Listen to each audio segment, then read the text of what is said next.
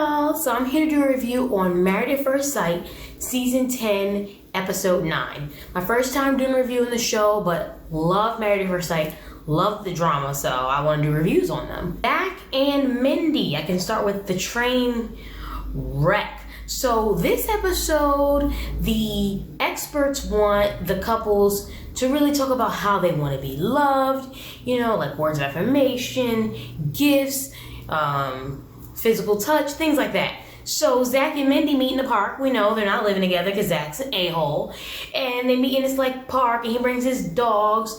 And when Mindy starts getting serious with Zach, trying to explain I don't want to rush you into things and maybe talk about you moving in, he literally just gets up and just walks away from her and continues to go find his dog. He is such an a-hole. He just wants to avoid everything. It's so obvious he wants to be on the show just so he can get some airtime and have people like him, but he still is trying to come off as a good person when it's so obvious that he's not a good person. I'm like, why? Why are we doing this? Experts, do better because you're picking trash. And Mindy, please get some self-respect. I really feel bad for her because it's she just doesn't care enough about herself and she has zero standards. So after that happens, he comes to her house at some point and she's like, oh my gosh, I'm so glad that Zach wants to come. I just feel like he's really trying and things are going well. Girl, are you delusional? To me, I just be like, okay, this is what Mindy does.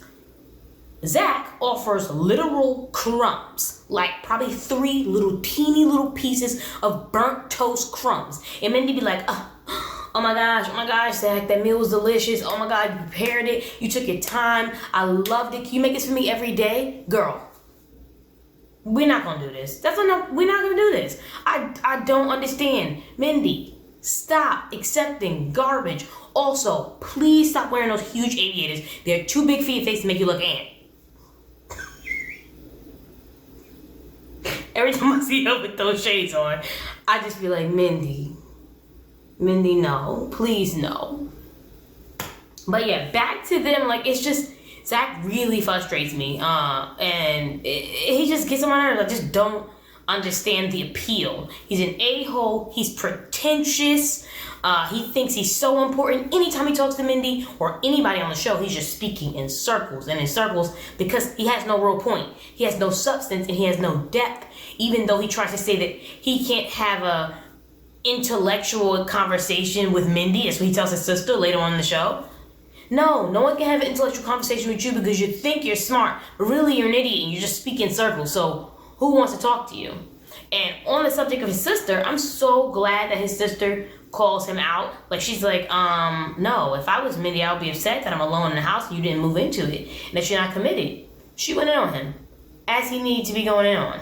So freaking annoying. The only thing I will say that was funny about Mindy and Zach in this episode, at one point when Zach is at Mindy's house, he says that his dog's teeth are falling out and he's been putting the teeth underneath the pillow for the tooth fairy.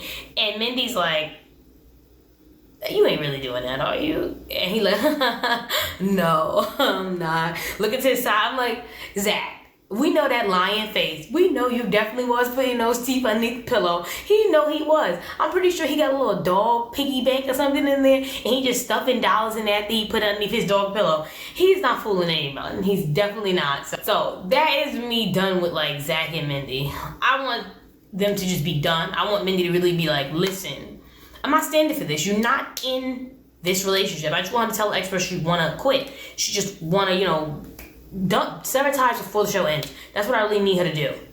And stop wearing those aviators. So next we do Jessica and Austin.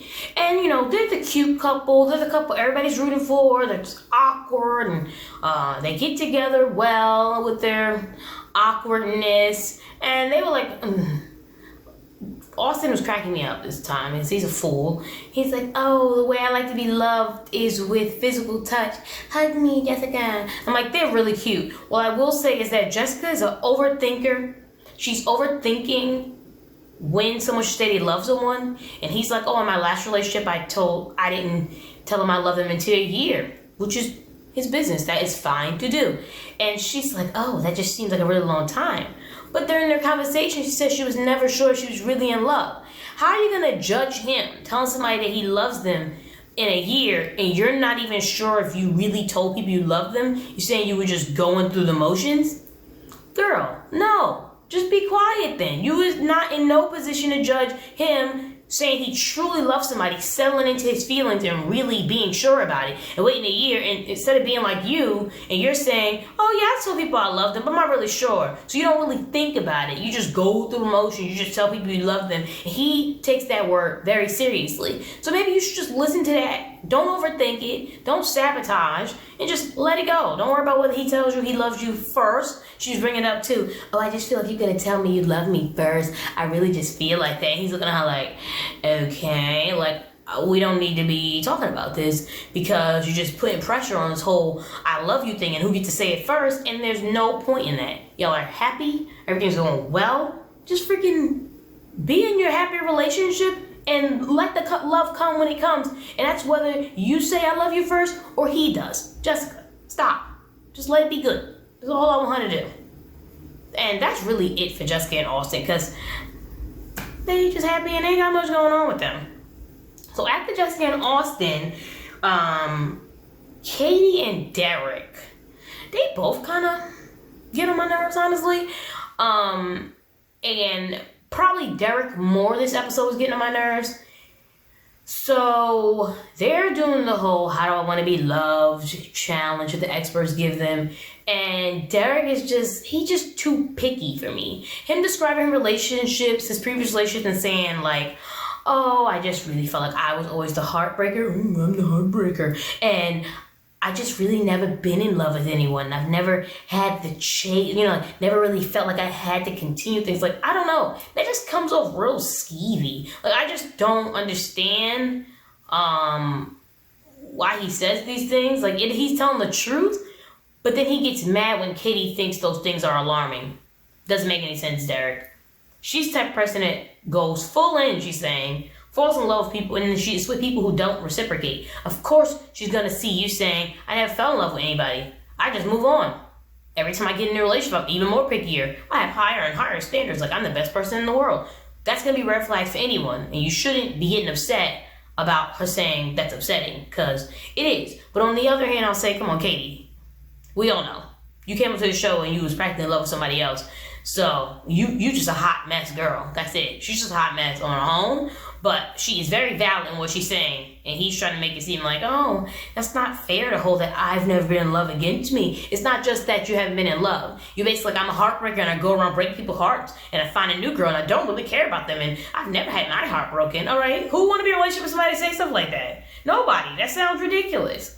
Like what? But they did go later on to that date with their little aerial silks and had a nice time and had their, what the freak did she call that? He gave her a special kiss, Spider-Man kiss. So it looks like things are going a little better for them. Maybe it'll be on the up and up. Maybe they'll talk things out and figure it out. But you never know. We don't know with them. They're a little weird. Next would be Myka and Michael. Myka's so cute. That's first. But Michael is a freaking creep to me. Like, I think he's so creepy. Creepy background one. On the, was it like the first or second episode? And the guys had all met together for like their, what the freak do you call a man bridal party? Bachelorette. They had all met for a bachelorette party. And that's not right. It's a bachelor party. I need to get it together. They had all met for their bachelor party. That's right, be women get together. Or was it like the time they were just trying to talk to each other? I don't remember, but they had all met. And he was like, oh, I'm not going to try to have sex with anyone on the first night, anything I want to do, because that whole Me Too movement. That sounds creepy. Who brings up the Me Too movement and not wanting to ask your wife to have sex with them? That just seems like you're the type of person that would pressure somebody into sex. And that just came off real creepy. So he never sat right with me from the beginning. Thought that was weird. And then when they went on their honeymoon, and he basically gave him an ultimatum that she need to have sex off camera, I was like, no, I was right about him. He's a creep. So that's what I'm going to say first off. I think Michael's a creep, and I think Myka needs to run. Like, she don't need to be in that situation. She need to go. She need to tell the experts I'm done. But she's still there, and she's still trying. And on this episode, they're talking about, how they want to be loved yet again. And Michael is talking about, oh, you remember that principal job I told you I was going to be making when I was going to be making more money? Oh, yeah, I'm not going to have that job no more. I took another job as a director somewhere. Me, everybody else, and Myka is like, what? You come out of left field. Because why? Because you're a liar. And she know he a liar because she called him out. She's like, okay, wait, what? You come out of nowhere. You didn't discuss any of this with me. And he just sitting there staring off in the distance. I just, don't really feel comfortable talking to you about that. No, you don't feel comfortable telling the truth. Let's not play these games, Michael. You don't feel comfortable telling the truth. You're a liar. You got that lie face on. Anytime he lying, he look from the distance. His eyes get bigger. He start rubbing his beard. He start rubbing his finger. Rubbing his left hand. Yes, he keeps rubbing his finger, rubbing his wedding ring, because you're trying to come up with lies. He's always trying to come up with a lie that he could tell. And he's like, well, the contract that we had wasn't good. They was trying to change everything up in it. No, I don't even think he ever even had that principal position. I feel like he tried to lie to make it seem like he made more money than Myka. I don't know, you never really understand people who constantly lie. It's just that I feel like he just wanted to make it seem like he had more money than her. And he just out of nowhere told the kind of truth. We don't know. And that's why I feel like she don't need to be with him. Like, he's a creep. He's a liar. That's not something anybody need to be with. They've been together, like 3 weeks? And this is what he shows, that he creepy and a liar? Myka, get out of there. Please. Like, I don't get it. So, I don't understand. And Myka really was like, when you're faced with situations that you don't know how to deal with, your reaction is to lie. Oh, he was upset when she said that, because she tell the truth. That's what I love about Myka. She will tell the truth, but what I don't like is that she tell the truth and then she'll be like, oh yeah, we're working it out, it's going all right, we're doing better. Stop. Well, let's not do this. No, it's not going better. You're just confused and you want it to work so bad that you're pretending like it's going better. It's not. Yeah. And besides that, they went to the salon, got their feet done. I was dying when she said that his feet looked like he had to fight. Myka, a fool. That cracked me up. Lastly would be Taylor and Brandon. Oh, they're such a hot mess. Yeah, that would be Taylor and Brandon. And when it comes to Taylor and Brandon, oddly enough, I feel like people probably on one side or the other, but I can actually see both of their points of views most of the time. Every time they have a clash, I understand kind of like why. I can see both sides. Like when she put the camera in his face when they were on the honeymoon, he has anxiety, he's anxious. I can see him being really mad and not knowing how to deal with it, but he dealt with it in a terrible way. He should have talked to her. And she didn't seem as understanding to that either. So I can see why both of them got a little confused with that and they both did something wrong and they didn't react to either of these things well. And I don't know, I just think maybe they don't mesh together well. They're not meant to be together because their communication just doesn't work. They don't really understand each other. And in this episode, oh my gosh, so they're doing the freaking challenge, talking about how they want to be loved. And Brandon's like looking at her like she don't even seem like she want to be there, and she really don't. Ever since the whole blow up when they freaking went on their honeymoon and him saying F you and I don't want to sit next to her. Ever since that, everything has not been going well. Ever since that, Taylor don't really want to, mess with him. She giving off energy. She don't want to deal with him, and that is completely fine. I think that if she really can't get past that, she should just told the experts, you know what? I'm out of here. And that is fine. I feel like a lot of people stick it out. Maybe if they want to be on TV, entertaining me. But I think that she should just say no. If she really didn't want to reset and restart their relationship, just say I want to go. Because she's giving off all this bad energy. Then I understand Brandy's side with that because he's like, okay, she's giving bad energy, so I don't really know how to talk to her. So when they talking in this little meeting about how they want to be loved, she's expressing things, But he feel like she coming up with an attitude, and she is. And it's just don't turn out well. It just don't go well. She's like, I don't think I had an attitude, but you kind of did. You kind of did. Oh, and can we discuss this bad wig that she wearing? Taylor. I call her Madison because I don't know if you've ever seen the My Scene dolls. Madison, she got this like brown wavy hair with blonde highlights in it, and she has blue eyes. She's a black girl. She's just a doll made by Mattel. And she looked just like her. Sometimes I call Taylor Madison because she looked so much like her. She got them green contacts in. And that terrible wig. Taylor. I think she's cute. I think she's sweet. Most of the time. But she needs to not with that wig. No, please, no. But yeah, so that happens with them at the table. It kind of ends not well. She's telling Brandon, I need you to want to hang out with me. I always got to come in the room. You don't want to come. You don't ever freaking initiate conversations with me. Like, nothing. And he's like, oh, well, I just feel like, you don't want to. So I can see from her side. Who wants to be in the house with somebody that want to sit in the room, their own room all day, play video games, and not talk to them? That don't make no sense, Brandon. Get it together. They both a mess. They both cannot get it together. That's how I see it. They just don't mesh.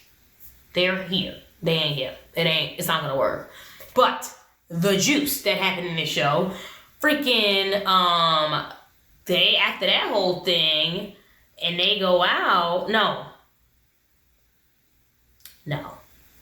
They have a dinner, and Taylor makes him food, and they had this whole dinner, and at the dinner, Taylor's like, yeah, maybe sometimes you can just help me do this. We cook together, Brandon. He's like, yeah, sure. He has such that nonchalant attitude, like he don't care about nothing. And I know me, if that was my husband, I would be getting so frustrated because you need to communicate, Brandon. I know he is dealing with a lot because he has anxiety and those cameras, but he needs to be able to talk to her because she is like, it's like talking to a wall.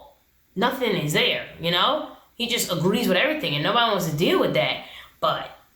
And he's just like, yeah, whatever. And she was taking pictures of the food she made, and he was getting so upset because he hates how much she's on Instagram. So he got really upset at her out of nowhere. He just blew up. He be holding too much in, and he just blew up like, oh, you really said that you want to, start things over, but you had an attitude when we sit on the couch and talk about how you wanted to be loved, and I just don't understand. I don't need to deal with this. I was just like, ew, goddamn. Like, actually, when he would go, I was just sitting there like, where did this come from? You always just sitting there like, oh, nothing, no, great. Yeah, I'll do whatever you say. Yup. Then you just blow up. You cannot act like that, Brandon. That's why you don't hold stuff in. When you hold stuff in, you just spew it all out. And that does not work. So he needs to work on that communication, but so does she. Because what happened after that? And she go out with her friends, and then she on her Instagram story telling her, oh, I'm just single. I'm never going to find anybody who likes me. I don't have high standards. I need to be 6'3" and look good and fine and, never have had a record. And it don't matter the freaking, what you say? It doesn't matter the race as long as the eggplant emoji is good. Taylor, I know Brandon made you mad and y'all both don't mind communicate, but that is effed up. Because you're supposed to be married and you're in your Instagram story talking about how you single and you ain't never going to find no good man. You know that was wrong and you know you shouldn't have did it. But she did it anyway. And then when the experts, I can't think of the new expert. I can't think of her name right now. When she tried to call her out on it, Taylor's like, oh, I don't feel bad. It was all a joke. It was not a joke. You take your social media seriously. You post on it constantly. You do care about it. And you didn't do that as a joke. You really meant it. You wanted to hurt Brandon's feelings. And you ended up hurting his feelings. You really did. But don't lie. Admit to what you did. Say, I was mad. I was hurt. He blew up at me at dinner, and I was just like, you know what? I'm tired of it. Communicate with me. And I was like, I retaliated, and I posted this on Instagram. Tell the truth. Don't say it was a joke. I didn't really mean it for him. Taylor, nobody believe you. Nobody, including Brandon. Brandon over here looking like he about to cry. He freaking leave the house and left his keys at the table. I was cracking up the way they edited that because y'all know he took way more to that house than a big old thing of protein in his book bag. I'm not playing with y'all Lifetime. Y'all know he took more out of the house than that. But all we see is a protein, his book bag on his bag, and his lead keys. All right, whatever. Okay, so that all happens, and then Myka and Michael meet up about it to talk about it. Michael actually, he gets my nerve. He's a creep, had me cracking up. He like, Taylor, no, she don't belong doing that. She whole ass married. I'm like, what? She is, and that was hilarious. So that is the real drama. That's the real drama that happened though. She really was on that tomorrow. She needed a new man. And that's fine if you don't want him. You need to tell the expert y'all want to get divorced. That is fine. Brandon looking like he is done with it though. He like, I don't want to do this no more. I don't. He looked so sad at the end when he was like talking on the camera. He had like water in his eyes. He just like, no, that's not what you do to people. I just really don't see this going on after this. I think Brandon's gonna say, forget it, and he just don't want to do it no more. And Taylor really seemed like she at that point too to me. She honestly does. But I don't know if she still just want to be on TV.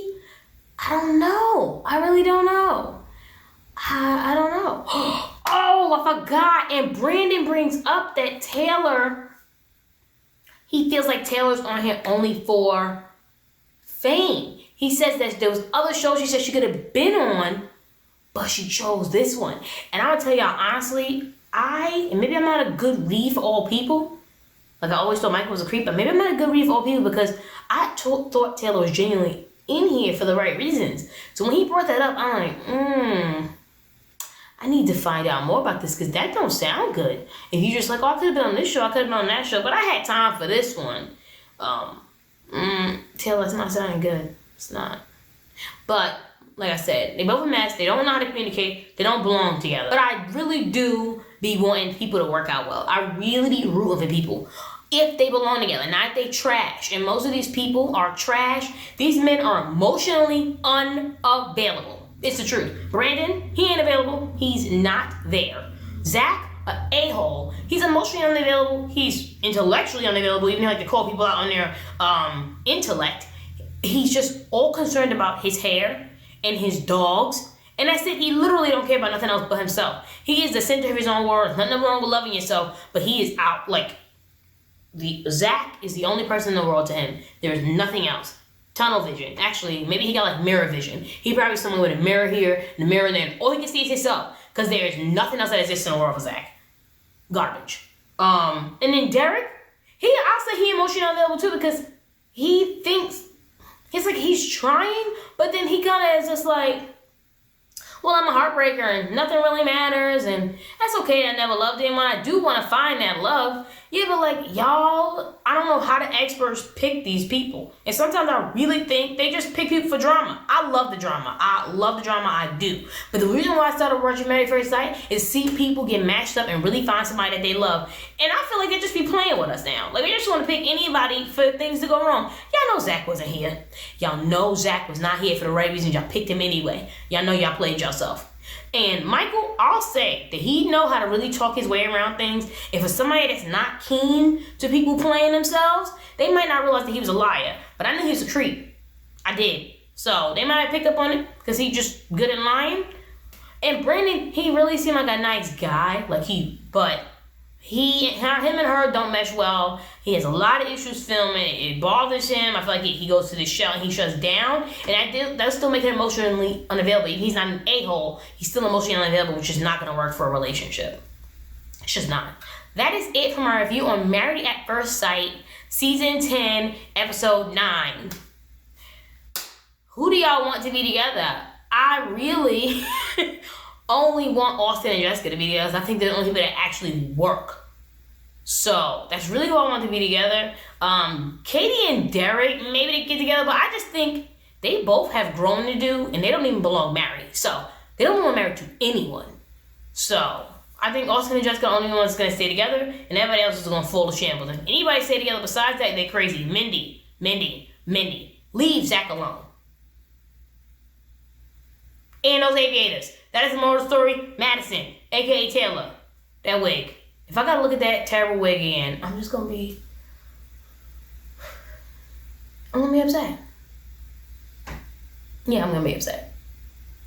So, I gotta watch the next episode. I know I'm not up to date, But still comment. Tell me what what's making you mad about the show. What's making you laugh about the show. And I might end up seeing some spoilers. Try to keep it a little spoiler free because I'm just not up to date. But I'm really going to try to catch up. Alright, I'll see y'all in my next video. Hopefully I didn't talk too fast. I had issues speaking really fast. But I'll see you on my next video. Bye.